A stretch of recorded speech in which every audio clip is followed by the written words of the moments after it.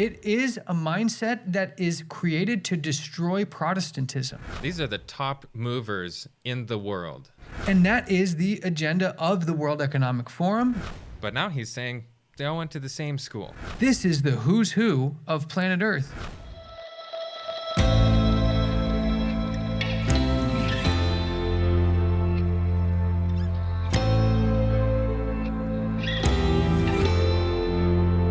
Welcome to another episode of Truth Matters. This is a TM Bite.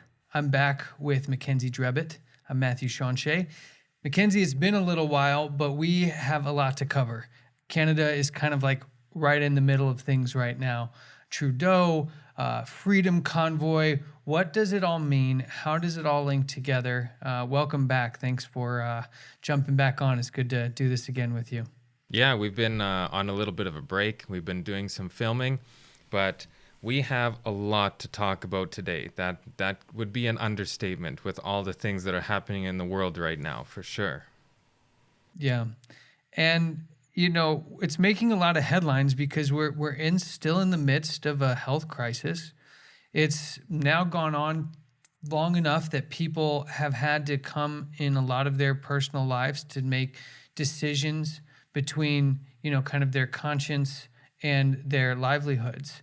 And, you know, when we look at how the papacy, who we often report on in kind of prophetic terms and how they're influencing policy and moving things in certain directions with different world leaders, we often find that they are painting Jesus in a light that he's this eco-warrior, a protester, somebody who's up for social justice and uplifting the poor.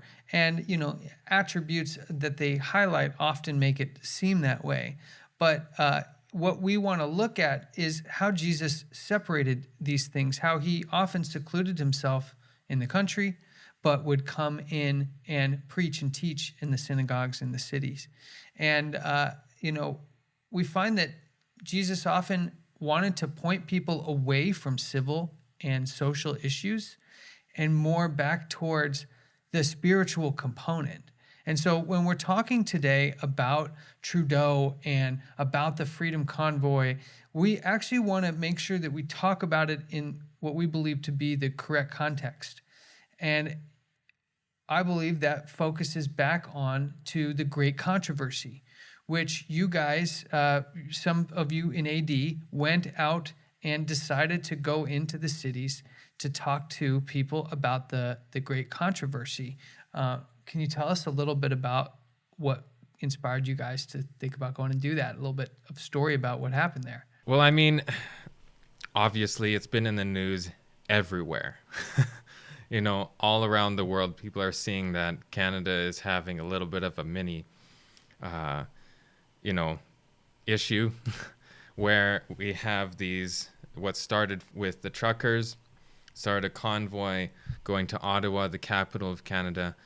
And then right now with Trudeau, who's the prime minister, bringing all these mandates, they went there to go talk against the mandates because a lot of these people lost their jobs. There is a lot of things happening there.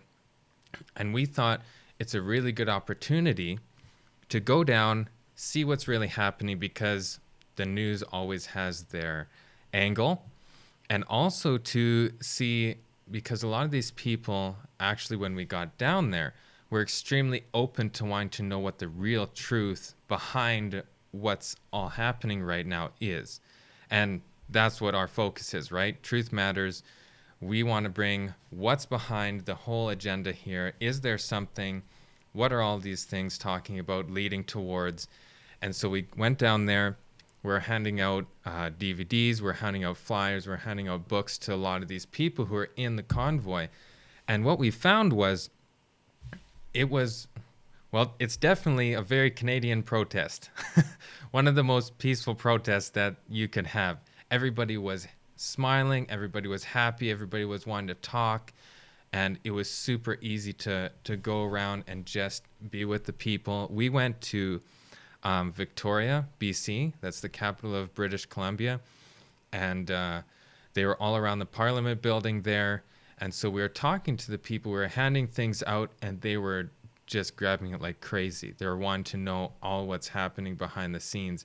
And today, we're going to dissect a little bit what some of those things are that are happening behind the scenes and why this is quite telling of some of the things that we talked about in some of the previous podcasts, like the Great Reset, all these things, but how some of the actions that are being taken right now are leading in that direction. And I think a good way to start off is maybe to get Trudeau's view of how the trucker protest is going, how it reflects on Canada, maybe his view on the people inside of these protests. You just described something that, may not match up with what Trudeau has said. And so we got to start, I think, by understanding the view that is being delivered to the people by Trudeau's government and through the media. So let's take a look here. The battle against COVID-19 is still dominating so many parts of our lives. This virus affects us all. I want to take this opportunity to remind Canadians to please get vaccinated. It's a challenge that my family and I are facing, but there's nothing unusual or special about it. Over the past few days, Canadians were shocked and frankly disgusted by the behavior displayed by some people protesting in our nation's capital. I want to be very clear. We are not intimidated by those who hurl insults and abuse at small business workers and steal food from the homeless. We won't give in to those who fly racist flags. We won't cave to those who engage in vandalism or dishonor the memory of our veterans. There is no place in our country for threats, violence, or hatred. So to those responsible for this behavior, it needs to stop. Do not stand for or with intolerance and hate. This is not the story of our pandemic. You are the story of this pandemic. So, Mackenzie, we see Justin Trudeau here. This is 2 weeks ago now. This is not as of recent as the Emergency Act that was issued. We'll get to that here in a little bit. This is 2 weeks ago. And we see Trudeau here really laying the colorful language on thick. And it's putting two groups of people. You see patriotic, country-loving, duty-fulfilling citizens on the one side, as characterized by those who have made one health choice, and another side that is essentially what I'm imagining is happening, because I'm not on the ground, I can't say for sure, but it is the case in almost every time you get protests together, is a very small, and when I mean small, a very small faction of people amongst a very large group can cause havoc, can cause disruption, can cause any sorts of disruption to make the broader group look bad. But if you have 10,000 people gathering and 10 of them get together to deface a monument, where does that leave the other 9,990 people that are there peacefully and showing their displeasure with how things have been handled thus far? And in here, Trudeau is essentially saying that those people are all bad, that everything is essentially their fault, and that, we need to get back. The pandemic is not about the Freedom Convoy, which is what he said. Well, he certainly got one part of that right. It doesn't seem to be about freedom because he doesn't seem to be interested in hearing what these people have to say. But that's ultimately not what we're talking about here. What we seem to be talking about is the liberty of conscience aspect of this whole thing. Well, that's the main thing, right? We have, he's making a big distinction and divide and controversy between those who make one choice and those who make another. That's exactly the issue. Dividing, making sure there's a separation, saying, we're here for these people, but these people don't represent anyone in this country. And, he said this is a small fringe minority, but there's a couple million people in Ottawa right now. And there's a lot of people everywhere saying, hey, I'm losing my job, all these things. The main thing is we should not be forcing one way or the other, right? We need to be talking about what the real issues here.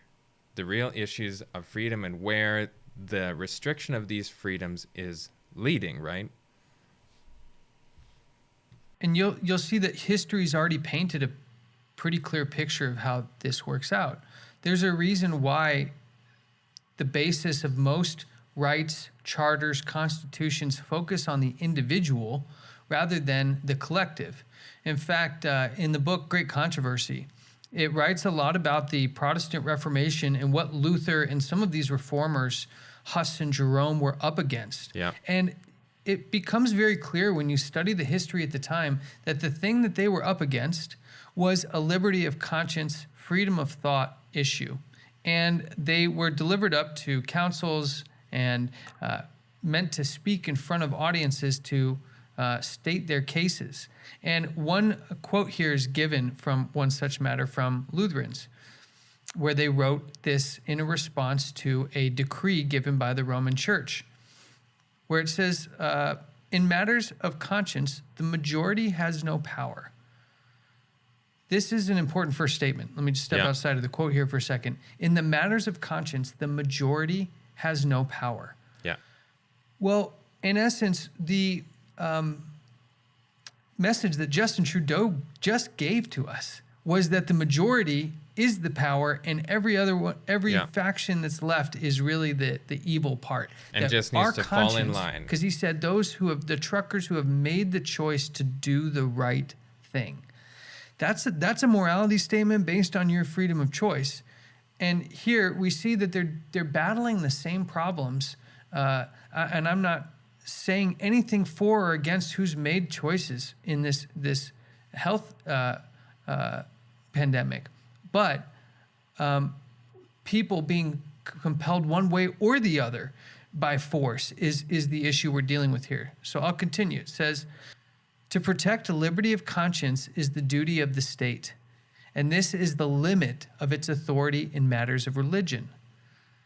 Every secular government that attempts to regulate or enforce religious observances by civil authority is sacrificing the very principle for which the evangelical Christians so nobly struggled. Yeah.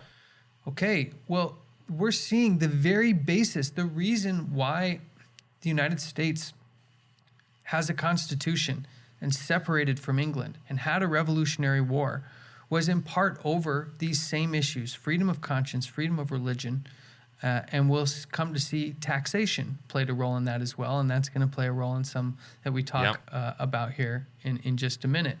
What do you see when you hear some of these quotes, Mackenzie?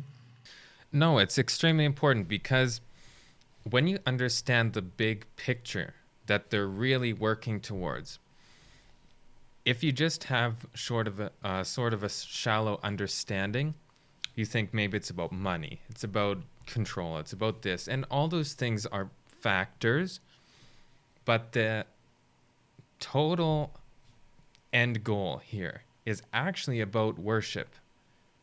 Because when we're talking about these leaders, and we're going to go into this really shortly here, you see that they're all connected. We talked about this in some of the other podcasts, that they are all actually religious people serving a certain God, you could say. And it's not just, oh, we want control over this and that, or, we want to make big bucks. The end goal is about worship. And that's what the Bible even talks about.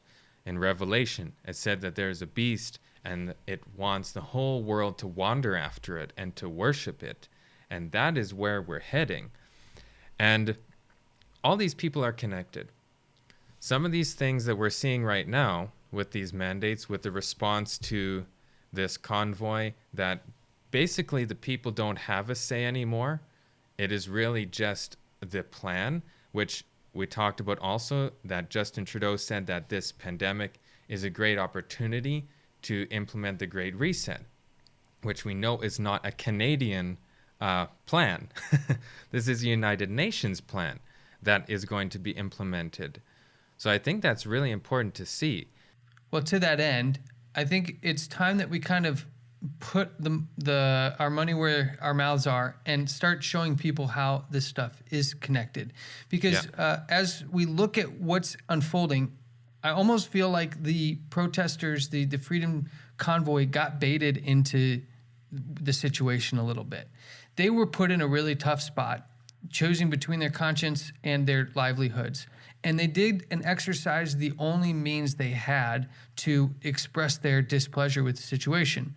But on the flip side, they knew, the powers that be knew that this would be the case, and have anxiously been interested in enacting more drastic measures. As we've seen around the world, for the time being, things seem to be, let's just say, calming down on the front of the health situation. Yeah.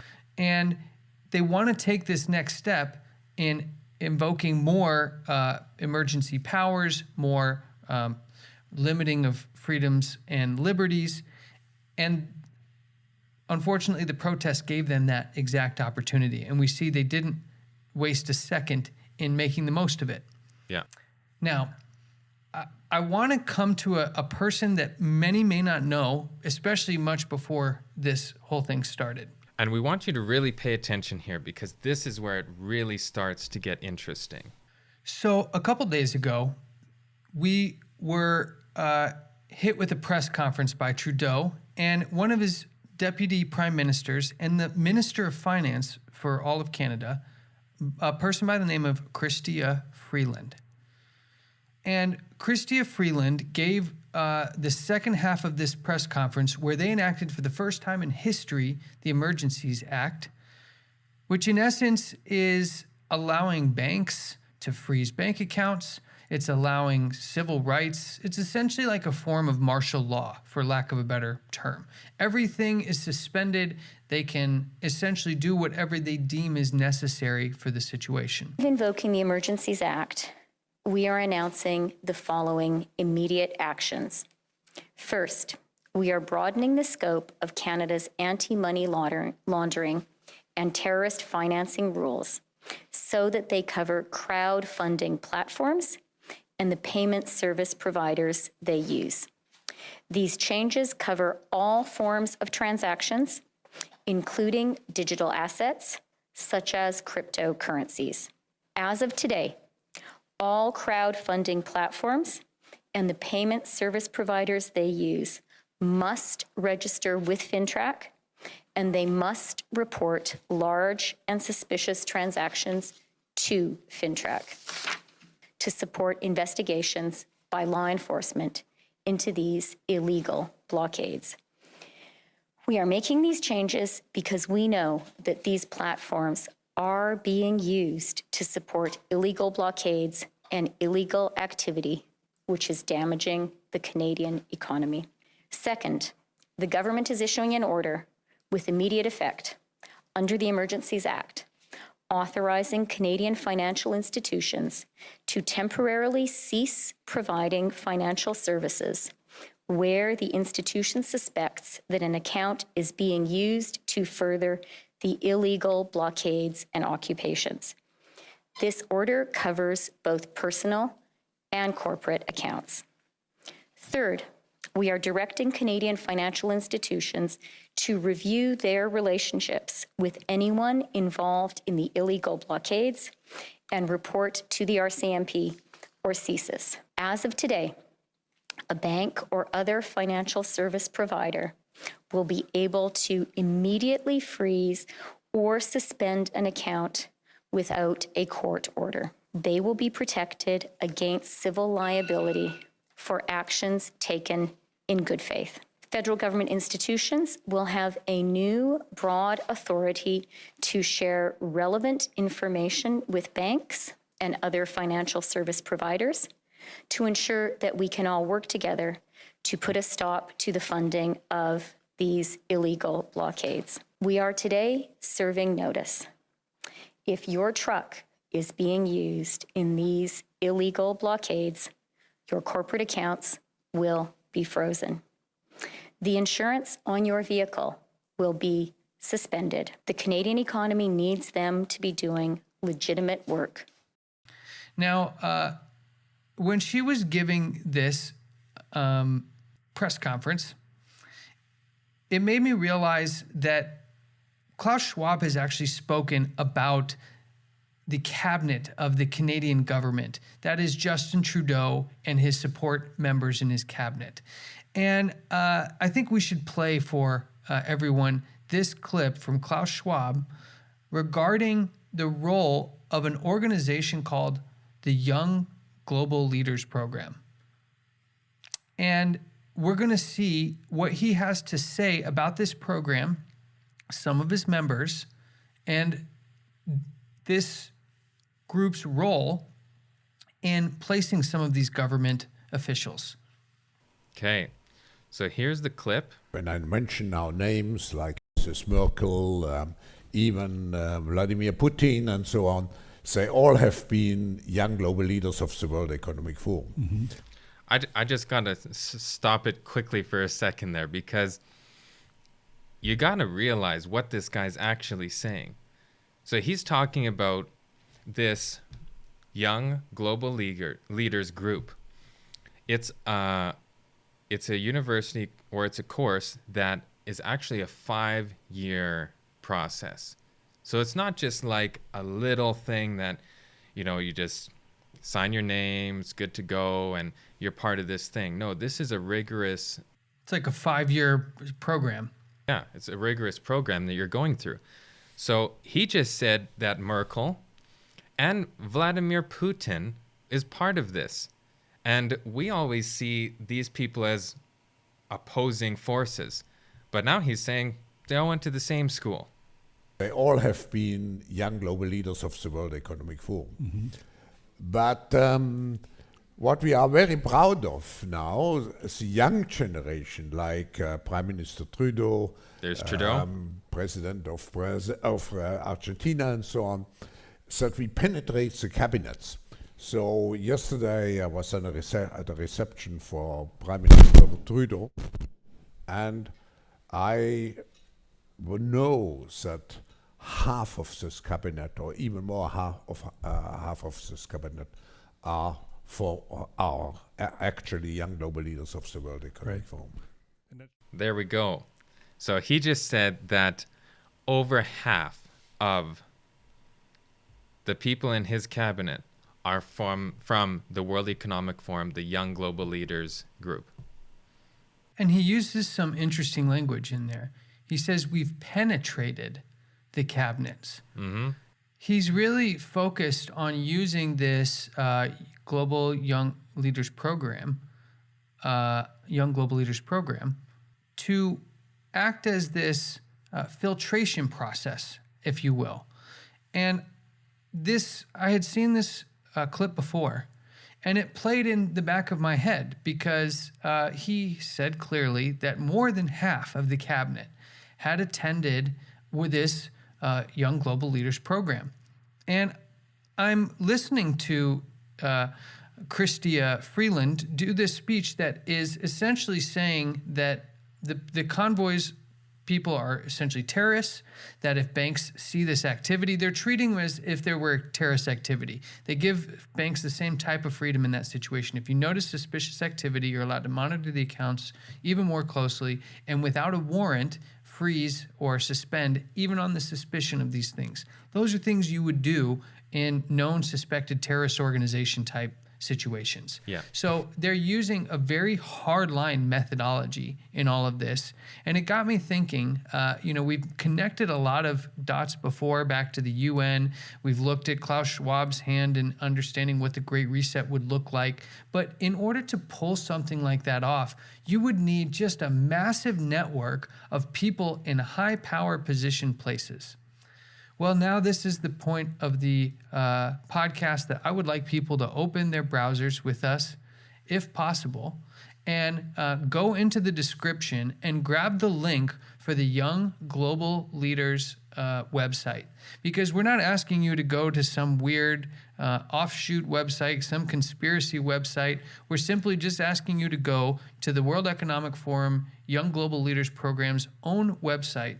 And when you do, you get the chance to see the community section.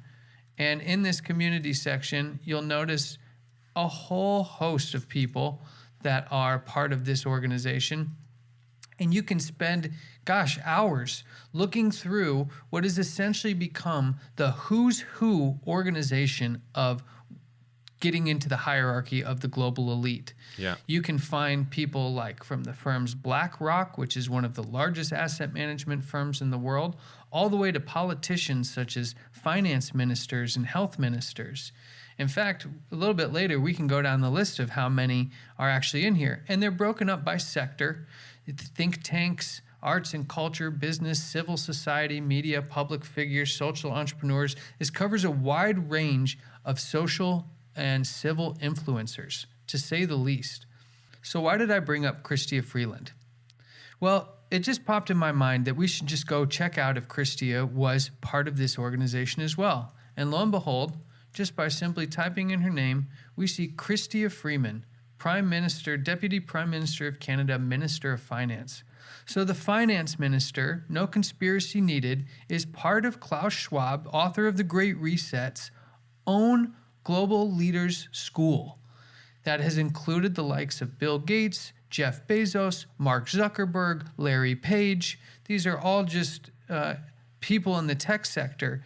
But when you see the full scope of where this organization goes, well, it reaches quite a ways.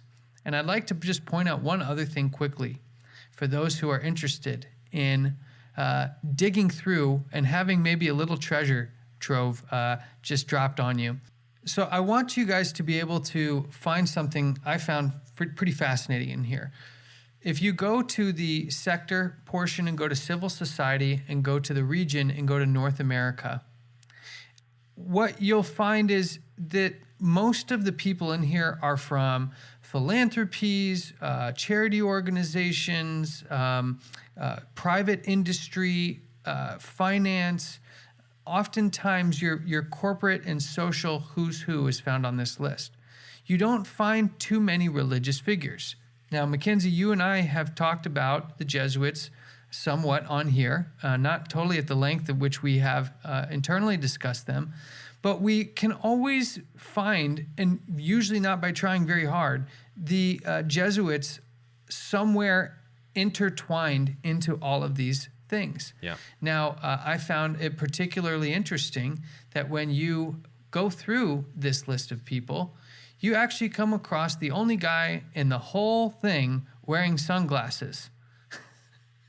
And when you get to him, you'll notice he's a priest from the Society of Jesus.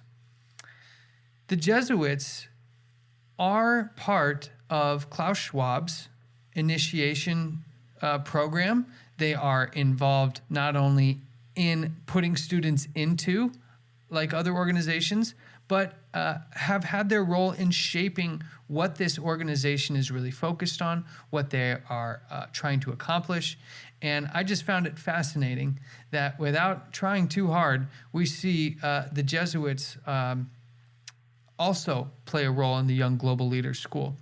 And now people will say, well, he's just one person of hundreds, but we could go further into that.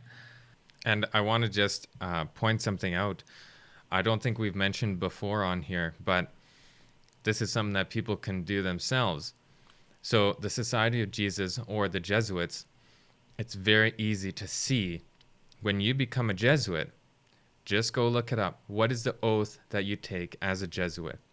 It's very interesting. Everybody should go take a look at that. And then they'll start to see why they are such an important society and group when it comes to all this New World Order.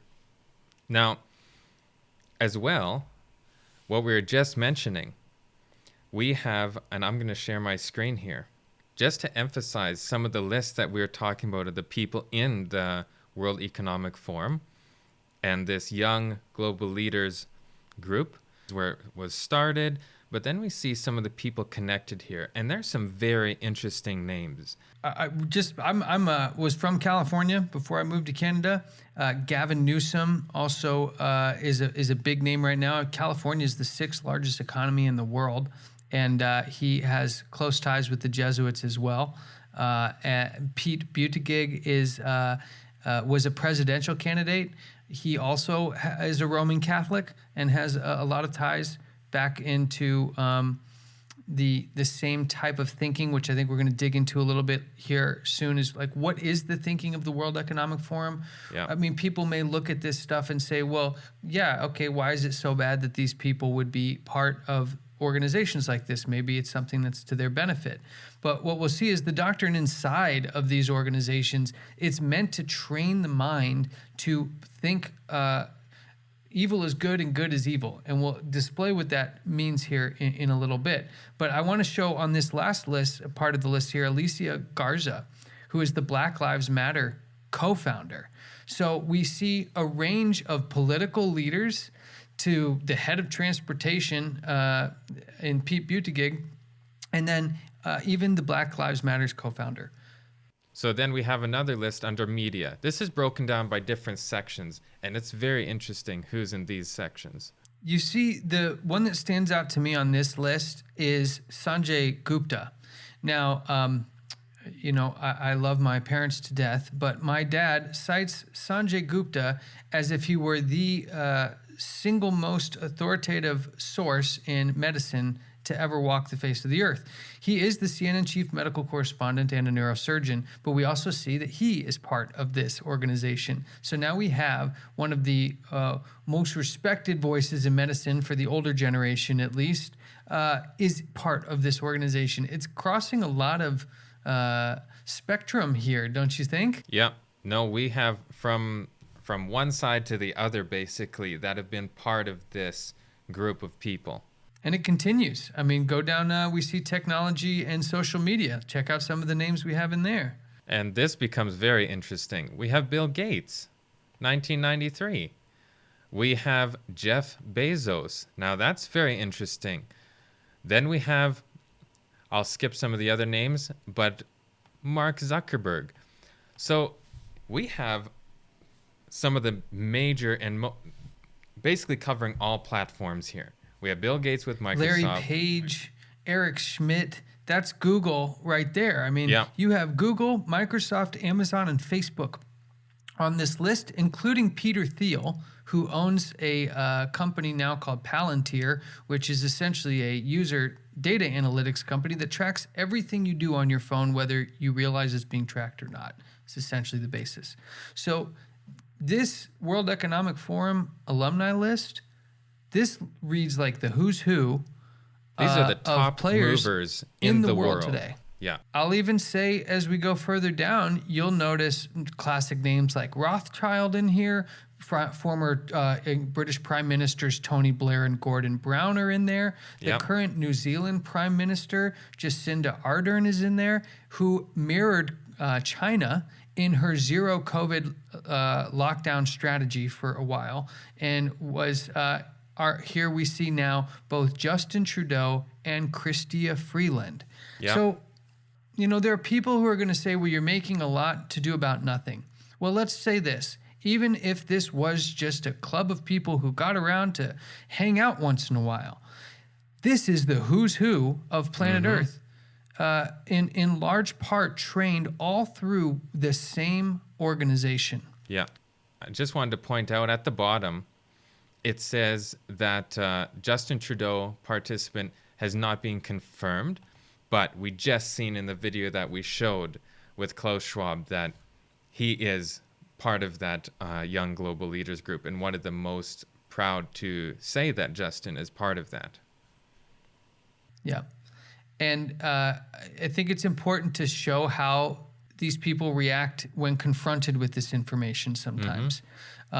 The quick narrative right now is for anything that goes against what people are being told is considered misinformation, disinformation, counterinformation, however you'd like to call it. But something interesting happens when those who are calling these things conspiracy theory and misinformation are confronted with evidence to the contrary with the person's own writings. So I want to show what is, I believe, the Dutch Parliament, where one of the Dutch chancellors is questioning the Dutch Prime Minister over his views of Klaus Schwab's book, COVID-19, The Great Reset. And I'd like the audience to understand kind of the dynamic here and see how the tone of the Prime Minister changes as he's presented with the evidence from one of these chancellors. Let's take a listen. De eerste is de heer Klaus Schwab, oprichter en voorzitter van het World Economic Forum. En hij heeft ook een boek geschreven met als pakkende titel COVID-19, The Great Reset. En mijn vraag aan de demissionair minister-president is: hoe beoordeelt hij de inhoud van dit boek? De minister-president. Ik ken het boek niet, voorzitter. Maar ik zou de heer Vermeijeren willen adviseren om niet al te veel in al die conspiracy-theorieën. Ik kijk ze ook allemaal op YouTube. Ik vind het altijd fascinerend hoe dan uitgelegd wordt dat 9/11 niet heeft plaatsgevonden of dat het allemaal anders zit. Ontzettend knap in elkaar gezet. Maar het is meestal wat het is, een conspiracy-theorie. De heer Vermeijeren.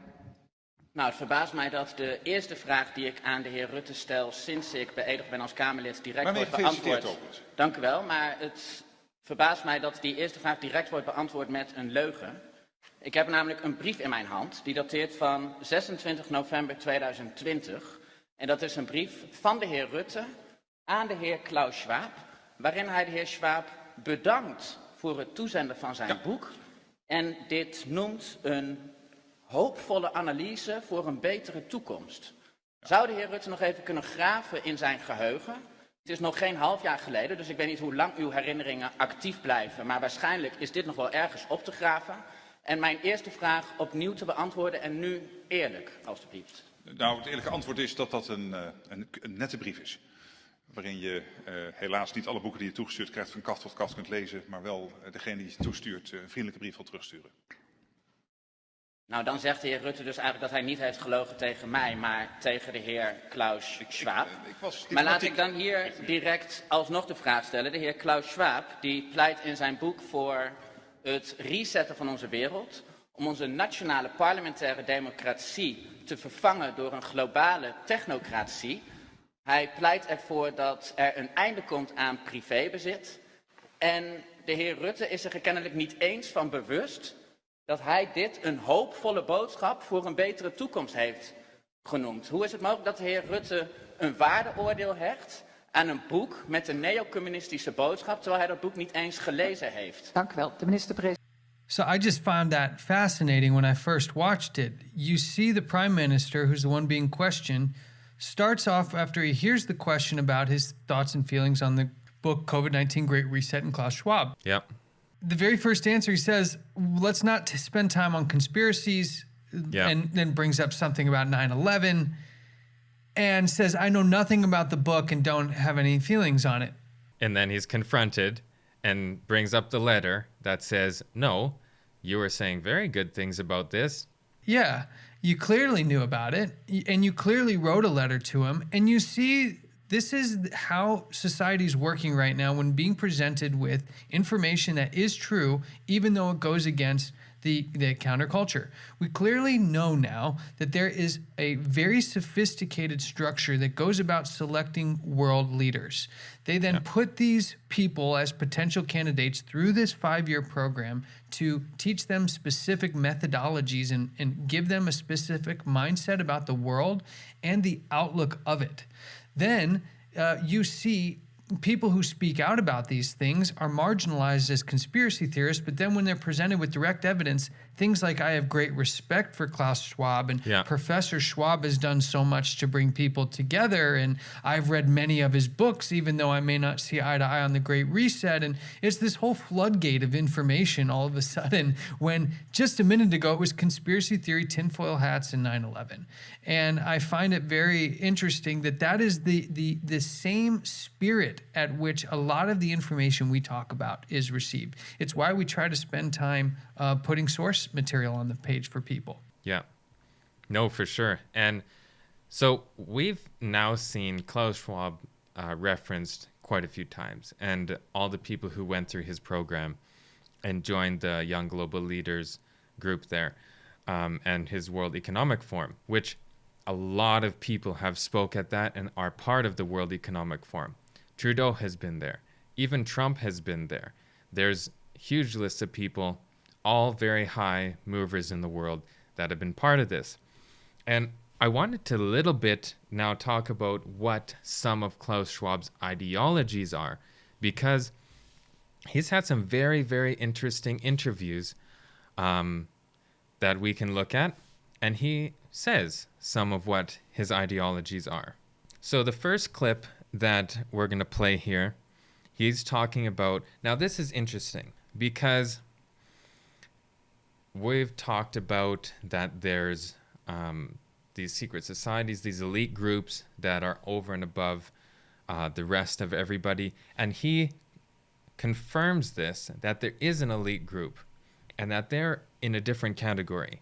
From Asia, and then you have the luxury products. So this middle class issue and its societal consequences, its consequences on even on democracy, I think will be a major issue with us for the coming years. Do you think the elites are willing to do what's necessary to really close the gaps on inequality? So the question he just asked was, do you think the elite are willing to do what is necessary? So the person even asking the question knows there is an elite.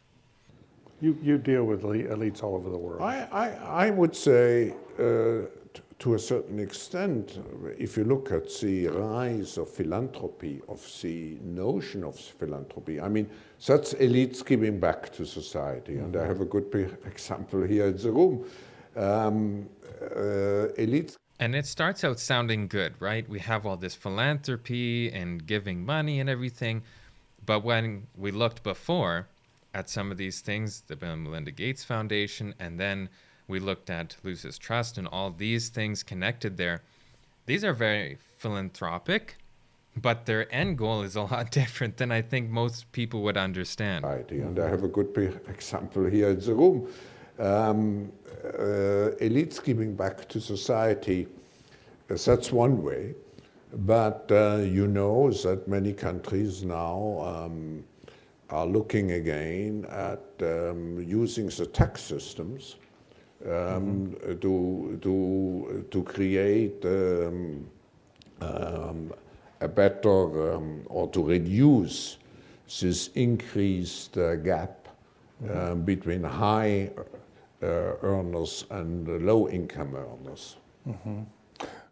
So what do you think about that right there, what he was saying? Well, I find it interesting because he breaks it down to solving all these great think tanks, solving all these world problems. And here's a guy running what we've now looked at as a web of world leaders, preaching a very specific ideology and worldview, which we're going to maybe look at closer here in a minute. And the outcome is they want more taxation. Yeah. The solution is let's tax everybody more. Yeah. And what I find interesting about that is that's exactly what the climate change movement is saying too. They say that the way we're going to fix everything is through carbon taxes and through financial disclosure statements, which will make things like investing in what they deem high climate risk assets extremely expensive, extremely difficult, and is essentially putting a tax on to these climate risk-based assets. Yeah. So everybody get ready, because the solution to all the world's problems is super taxation. And it's like a compression. They're going to try to balance the lows and the highs out, but as we see, that often doesn't work very well. What did you pick out of this? Yeah, and another thing, like I was mentioning, they were referencing the elite. But then he changed a word, and he said to reduce the gap between the high earners and the low earners. Now, he separated those groups of people from the elite. So there's a big difference between people who are just, have a lot of money, they worked for their money, and the elite. That's a totally different class of people. They want to scrunch those high earners down, because high earners have a lot more freedom than the low earners. The low earners have to go paycheck to paycheck, They're very influenced by changes, by mandates, by laws, all these things. The high earners, not so much. They have a lot more. They have property. They have all these things. So they want to crunch that down and make sure that that's at a manageable level. Now, he also talked about different identities. Now, this is where it gets very interesting, because he says that we need to make sure that we understand our different identities. Also in the crisis, what we see, we develop a kind of bunker mentality, which means, which has two consequences. First, we don't want, so many people don't want to hear anymore what's really going on in the world. You just look at your own interests. And second, you become more egoistic. And actually, if you become more what? Egoistic, selfish. Yeah. And actually, if you look at our world of today, the big challenge we have is to develop different levels of identities. That's my concept. You need a local identity because you need your roots. You certainly have a national identity. In Europe, we even have a European identity. And finally, you need today, because we are in an interconnected global world, we need, in principle, a global identity. But instead of trying to accommodate those 4 different levels of identity, or 3 different levels of identity, people are now again seduced to play out one identity against another one. That is very interesting. And it can sound good on the surface, but when you read these guys' books, when you read what their real true ideology is, what he's saying is you need to really forget and if you keep listening to the interview, this one and another one he did with the same person, David Gergen, who's also very interesting, which we'll mention a little bit. You need to leave your local identity and you need to be graduating up and growing up into your global identity. And then basically yourself doesn't matter anymore, which that's why then things like this Vancouver Declaration, which is a localized version of this 2030 agenda, where they don't want the individual owning property. They want all that removed, and it needs to be about the global good and not about the personal individuality of people, but as a global unit. And I think that's one of the most important things that we can look at when we're considering the context of the Freedom Convoy and Trudeau and emergency acts and all of these pieces that seem to be coming through members of the alumni group of this organization, is this really Klaus Schwab's own ideology, or did it come from somewhere?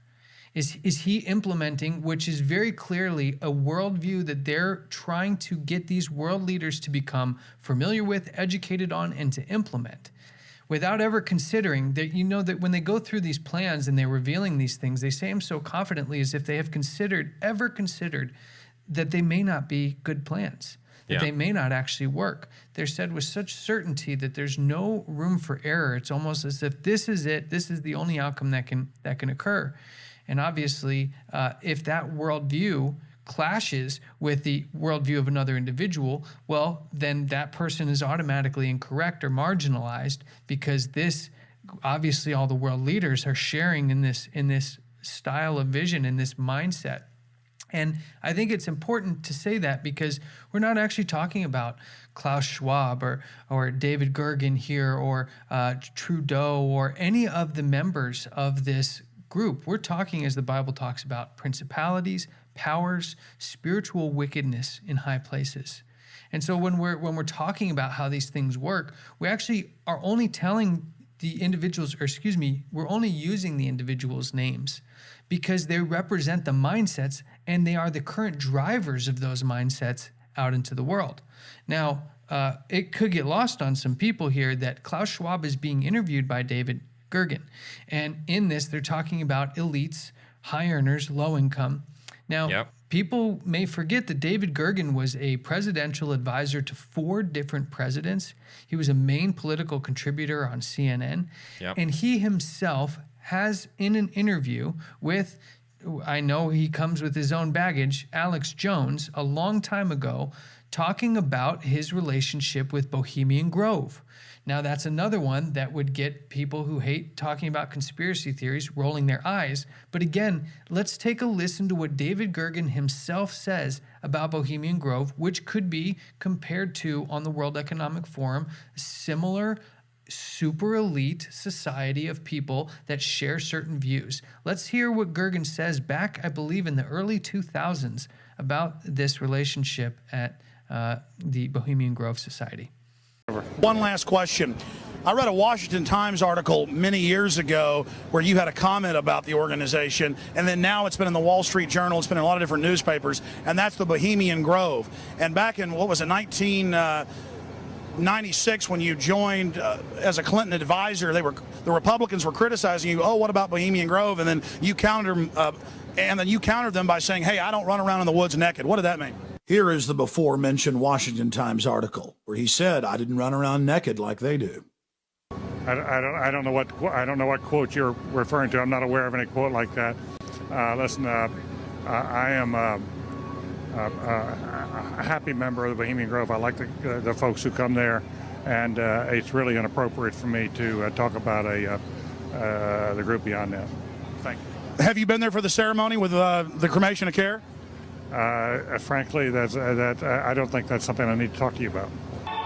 Great owl of Bohemia, we thank thee for thy adjuration.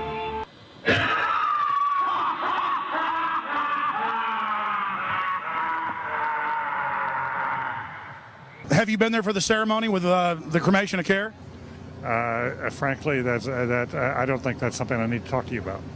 Really? That's right. Well, I'm Alex Jones, and I snuck in there in 2000. I'm the guy that blew it wide open and got the video. It's been on national TV. Well, I disrespect you for that. You do? I do. But it's a lot of big public officials going in there. Don't we deserve to know? I don't know anything about you, and I don't know anything about your film. But if you go in there with an understanding, you violated that understanding by releasing that film, and I don't respect you for that. Really? But we have public officials. I'm sorry. You took an understanding when you went in there that you would not do that film. And did you have an understanding when you went in there? No. Did you crash it? Yes. Yeah, and it has no trespassing signs there too, doesn't it? No, they put them up after. Oh, I'm sorry. Just walked in. I'm sorry, sir. I've been there before. I know what the circumstances are, and I'm sorry you violated the understandings. That was not a gentlemanly thing to do. But what about the ritual? Is the ritual gentlemanly?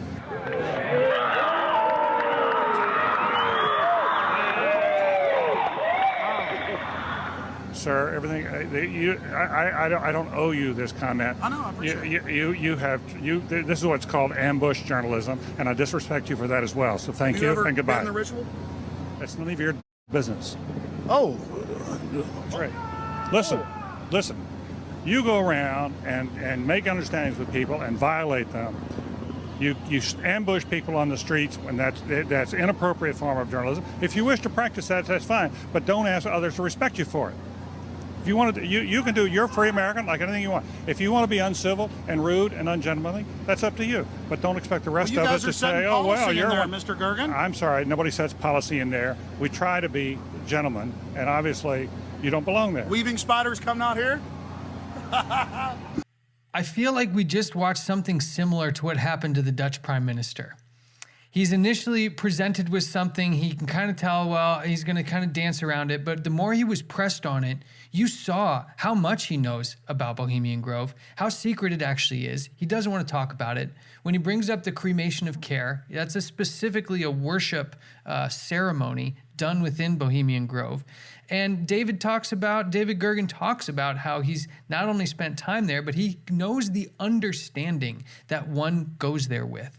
Now, what we're trying to do is show you the connection of what's happening between Klaus Schwab and the man interviewing him, both sitting up there speaking on these very important matters on shaping world events and using people to shape these world events, and both of them part of very exclusive, uber elite clubs that dictate world matters in secret, closed door, behind the scenes type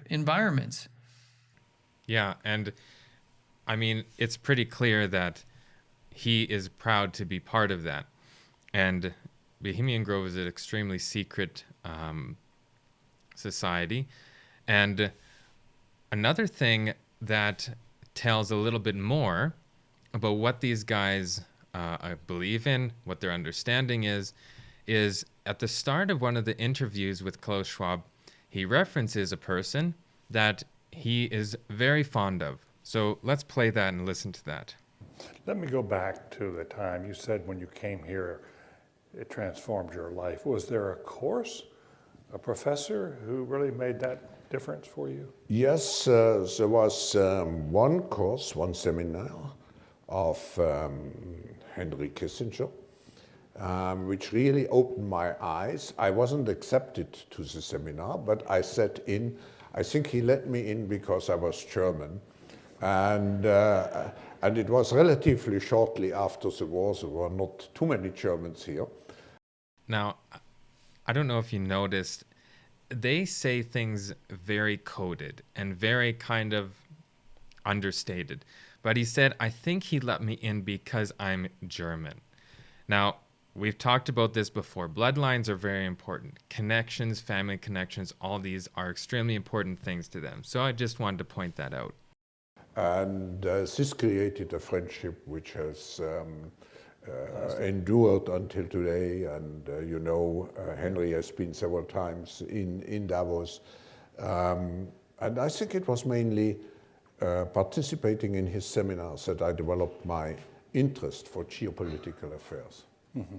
We started this podcast talking about how the Freedom Convoy, Trudeau, and all of these issues is going to come back to be about worship.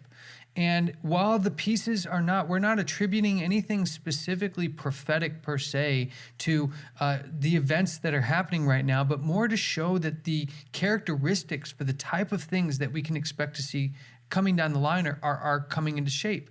And one of the things that I think is very important in seeing that Klaus Schwab came from somewhere. He didn't come up with these ideologies on his own. He was heavily impacted by Henry Kissinger, who wrote a book called World Order. The term New World Order is thrown around a lot, but often they forget where to look for in defining what that means and what that looks like. And when you go into Henry Kissinger's World Order book, you'll find a worldview expressed, a very particular worldview. And it's done so in where I think the crossover comes from this being just a social issue and a political issue to a worship-based issue. Now, in framing the world, kind of moving the chess pieces on the chessboard, so to speak, they're seeming to get everybody ready to hate a specific mindset, to be against that which is stopping everything good from coming together. And why don't we take a look inside Henry Kissinger's book and take a look at a specific quote that he says has kept the world from uniting in such a way. So this is from, like Matt said, from the book World Order by Henry Kissinger. And we're just going to read the last line in this paragraph. It's on page 20. You can do a little bit more reading yourself. But this last line, it says, the Protestant Reformation destroyed the concept of a world order, sustained by the two swords of papacy and empire. Christianity was split and at war with itself. So that is very interesting because Protestant Reformation destroyed the concept of world order. So that means that they obviously had a world order concept all the way back in the 1500s, which fits perfectly with what we are saying. And he even references, sustained by the two swords of the papacy, that they are connected, the Jesuits are connected with this new world order. And eventually, that is where it is returning to. All these things we're seeing now are just little steps moving in that direction, and however far they can push that to be getting their not just political agenda, but a spiritual agenda, which is actually the bigger deal here. And when you really look at what makes up the Protestant Reformation here, he says, it's the Protestant Reformation that destroyed the concept of a world order. Well, what made up the mindset of the Protestant Reformation? It was liberty of conscience, freedom of thought, freedom of religion, freedom of expression, all principles based on the liberty and freedom of the individual. That you can go straight to God, that you don't have to go to a priest.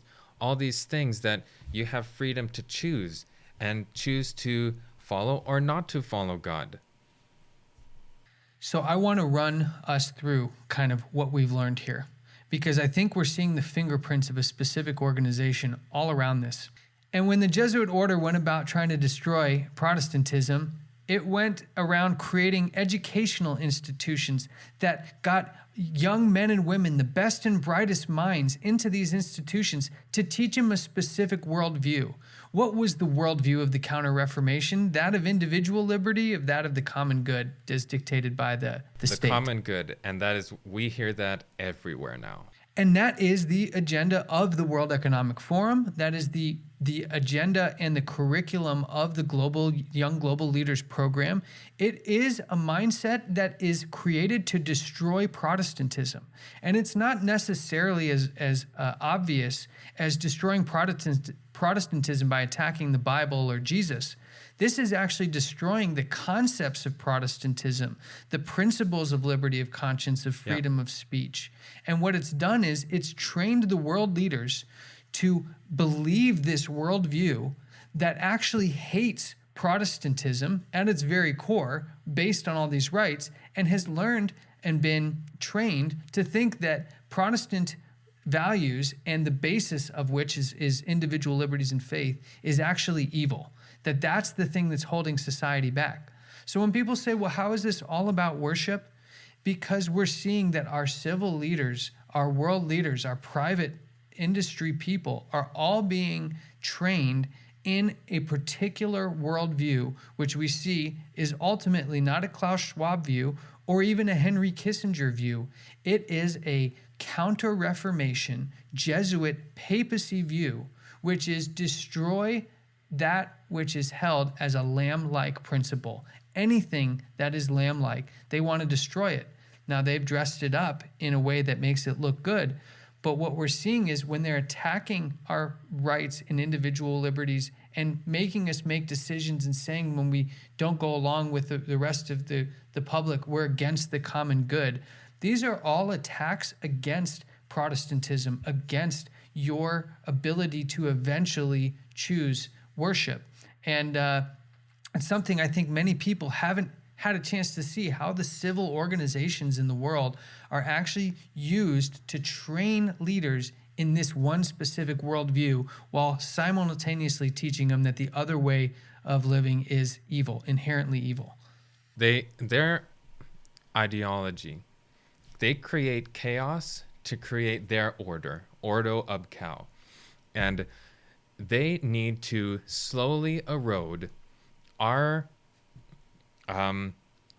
firmness to our principle, to our conscience, to our freedom, by putting these little steps, and then you slowly, well, you know, I'll compromise here because of this reason, because of that, you know, this is very painful if I don't comply, and all these things going forward and forward and forward.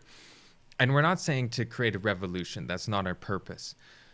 What we're trying to say is you need to see the sequence of events.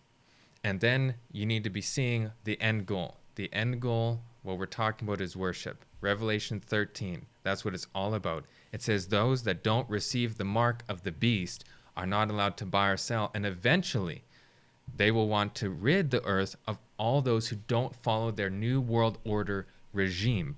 That's what the Bible's actually talking about. And it's a very serious topic, which is why we're trying to show all this evidence, the connection of all these things. We showed the connection to Lucis Trust, and these are actually satanic organizations fronting for the people under a global pretext, but ending in the worship of Lucifer. And the Bible says that. Jesus talked about it. He said Satan would come representing him, looking like Jesus, and going to compel people to worship against what actually God would have us to worship. And that seems like, for some people, that may seem like a huge stretch from where we are today. But let's watch what happens in the world. The focus of liberty of conscience, compelling people to do things, limiting of free speech, removal of individual rights and liberties in lieu of the common good, and bringing in that ideology. The end goal is worship. There are many now who feel that there are too many things being applied to the sign of the times, and that we're trying to make everything prophetic, and we're spending too much time on the papacy and not enough time on the worship issues.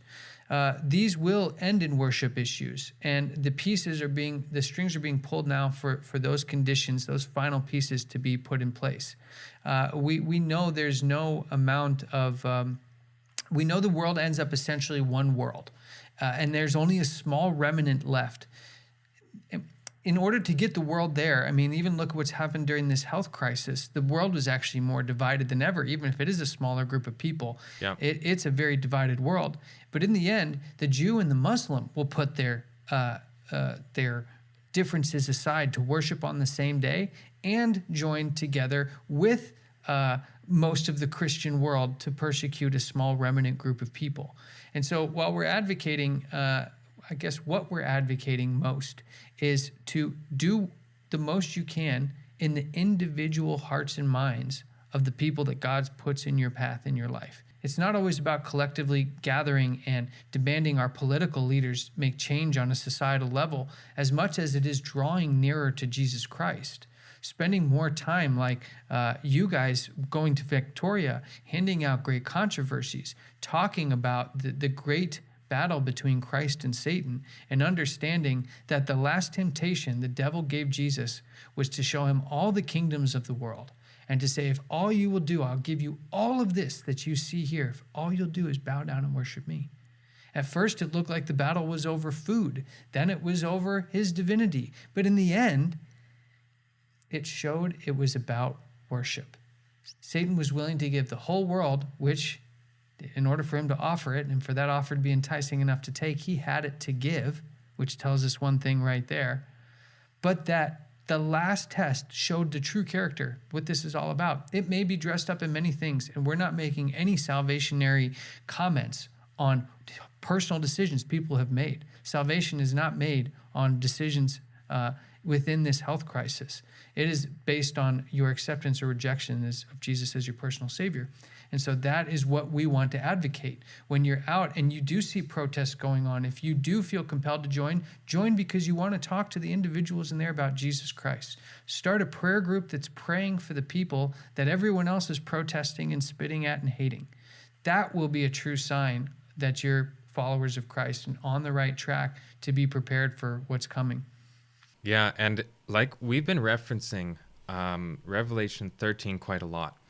And we want to do a whole podcast breaking down that chapter in Revelation because it can be very confusing for some. They don't understand what it's talking about. So we're going to do that. We're going to break it down, explain where we're coming from, and you're going to see how all these little pieces fit together just so perfectly. The Bible has an amazing way of staying more relevant and active now than I have ever seen in my whole life. And I hope it's a living proof for everybody that the reason it says the testimony of Jesus is the spirit of prophecy is it's given us a roadmap to understand the context for all these things that we may go help each other and prepare for Christ's soon coming.